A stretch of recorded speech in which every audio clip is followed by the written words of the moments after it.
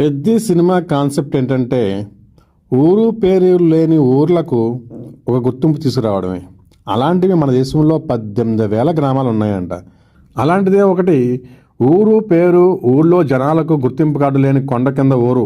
ఆ ఊర్లో కిరాయికి క్రికెట్ ఆడుకునే ఆకతాయి కుర్రోడు పేరే పెద్ది.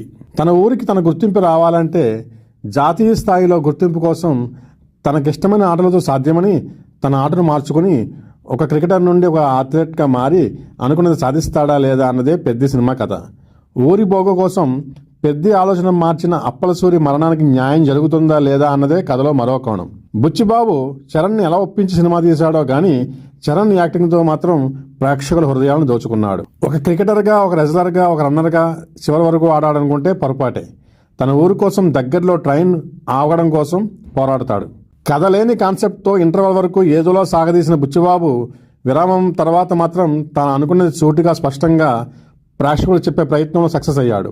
విరామం తర్వాత కుస్తీ పోటీల నుండి మొదలు చివరకు ఏషియన్ పోటీల్లో బంగారం పథకం సాధించినంత వరకు ప్రేక్షకుని సీట్లో కూర్చోబెట్టి భావోద్వేగానికి గురి చేస్తారు. రామ్ చరణ్ కోసం ఎంత చెప్పుకున్నా తక్కువే.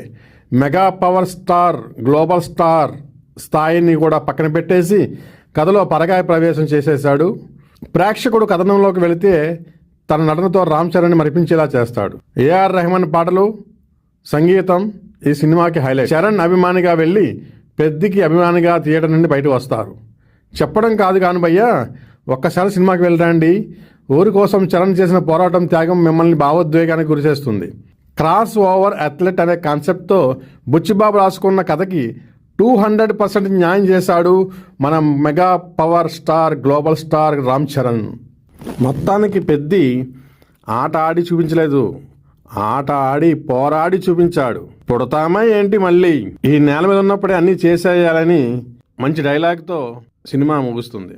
ఒక రైతు కష్టం, సైనికుడి త్యాగం, ఆటగాడి స్ఫూర్తి దేశానికి వెన్నెముకలు. మళ్ళీ పుడతావా ఏంటి? Set me.